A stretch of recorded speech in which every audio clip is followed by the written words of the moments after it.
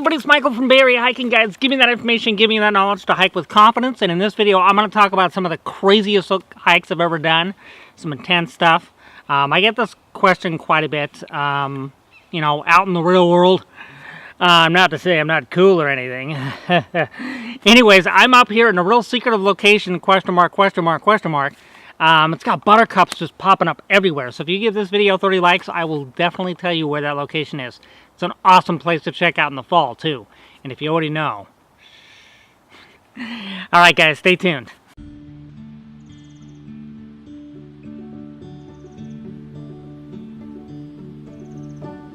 Alright, so let's cover some of the craziest hikes I've ever done. I'm going to try to base this within the Bay Area. I have one in the Sierras, but I'm not going to really bring that one up.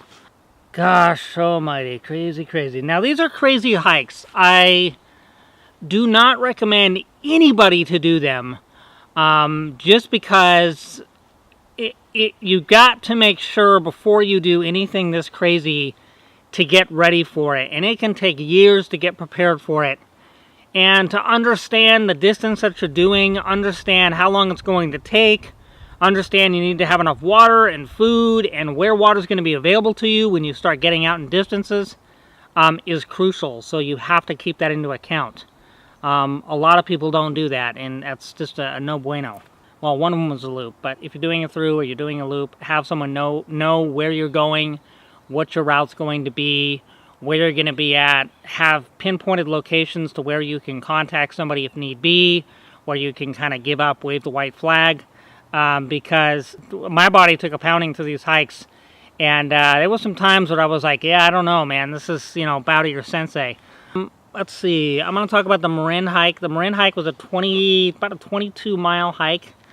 I did it with a friend. I did all these with a friend. It's always good to do this stuff with a buddy. Have the buddy system. Cha-ching! Buddy system. Operating. These are all done in one day. And we started from Bear Valley and then went all the way to the falls and then followed the coast all the way back. To tell you the truth, for most of all the crazy hikes I've done, this is probably the less intense.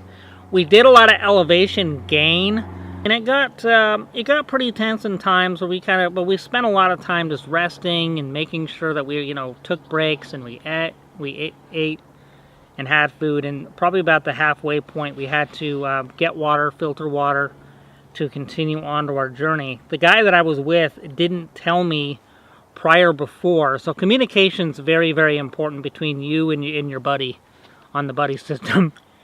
He didn't tell me before that he had done a bunch of cardio workout at the gym the day before, and he spent like 3 hours at the gym doing cardio.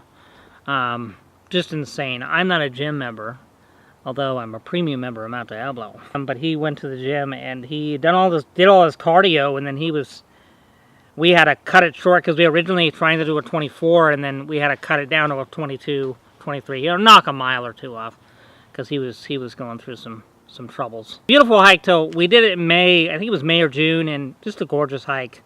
Really pretty that time of year. That whole area, Point Reyes. And we got some rain. A lot of humidity as well, and we took some nap time, you know, because we already knew that we can cover ground pretty quickly, so we had an idea of, you know, how much nap time and break time that we can have. God, the mosquitoes are here and insane. I'm gonna, 1 second. Go gadget watch. Oh. So we're going to talk about the next one, and I'm going to bring up, let's see, so there's a section in Oakland and in the Santa Mona area, and you get yourself a permit, the East Bay Mud permit. You get a permit to get in there, and it's a section where you get into Los Trompos, and then right up there, Bollinger, and then you got Rocky Ridge there. Well, behind Rocky Ridge, you can get a permit. And you can hike all the way through there, all the way to Chabot or Redwood Regional Park. Cool place, and get a lot of ground on there. We hiked from San Ramon, some Elworthy. Elworthy, in my opinion, is probably, if not the most difficult hike, one of the top 3. Just to get up that stretch is a player. Me and my buddy system, along Los Trompos Ridge there, and then down, and then on to Bollinger Ridge, and then over. So it was raining. It had rained off and on. Did it in the winter. It was like December, January. And then all of a sudden, it got really, really foggy. The fog came rolling in. So visibility was completely shot. And I'm like, wow, I've never been through this section. So navigation was crucial because there's a lot of ranches and stuff in there. And you don't want to go into those ranches because they're not, they don't take kindly to strangers strolling into their property. So we had to make sure that our navigation was up to par. And the guy that I was hiking with, great guy, great hiker, he couldn't navigate himself out of a paper bag. So I was the go-to dude. And my navigation skills are good. I mean, I got navigation skills, nunchuck skills. I got some really good shocks on my bike. Got through all the foggy part, and then there's the San Leandro Reservoir. We went through San Leandro Reservoir around the backside, and then got through and then connected into Redwood Regional Park. Now, when we got into Redwood Regional Park, I had miscalculated the distance between one point to another and miscalculated about 300 to 400 foot gain. Not a big deal. I mean, come on. So we had to do more of a climb than we thought, and it delayed us a bit, and then it just started dumping rain. Now, Redwood Regional Park is an awesome place to go, don't get me wrong. But there's some creepy stuff that happens in Redwood Regional Park.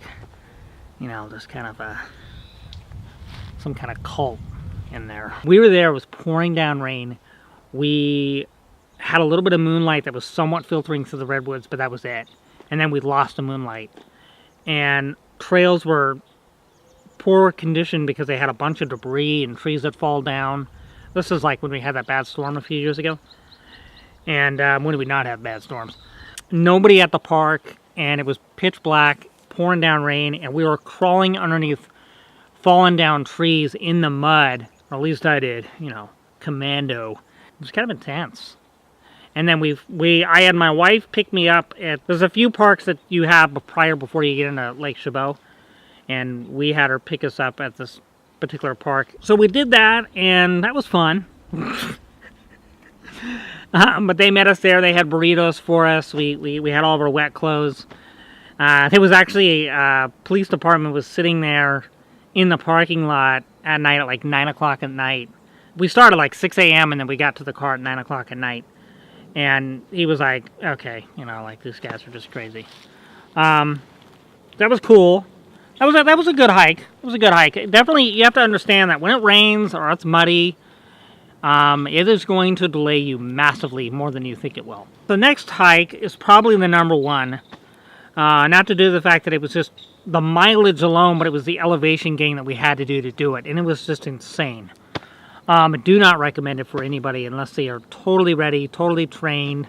They've done 20 plus milers before, and they're doing it in a cool day. We did it in a semi-warm day in May, and it was a 26.5 miler. We did it, we started from Clayton, went all the way up North Peak section, but not all the way to North Peak, but got up to North Peak, down Prospector's Gap, down Frog Pond, down across through the summit, and then down into Castle Rock Regional Park. Now, once I got to Castle Rock Regional Park, we had taken some breaks. We took like an hour break and kind of just massaged our feet, our legs, and just kind of took a little break for a minute to kind of boost our morale. We were starting, we had packed 3 liters of water between the both of us, actually 6.5 liters of water between the both of us, and we were almost down by the time we got to Rock City. So we had to fill up with water, and I knew that if they had those taps off at Rock City, I was pulling the whole operation. So we got down, we got to Castle Rock Regional, and that's when I was kind of feeling like, hey, you know what, I think this is like bow to your sensei kind of situation, because this is intense and we still had to go back up the mountain. And we were going from Clayton all the way to Danville, and then back into Walnut Creek, and then back into Clayton again. I had to go back up to Burma. If anybody knows what Burma is, you'll see it on the map of Mount Diablo. Yeah, it is not a fun trail. Beautiful in the spring, beautiful trail nonetheless, but it is definitely a test. We got to the Burma, pushed up, and we made a small mistake where we were going to cut the trail. We were going to cut the hike down to 24. We made a mistake, so it increased it to 26.5. So it was about a 2-mile mistake.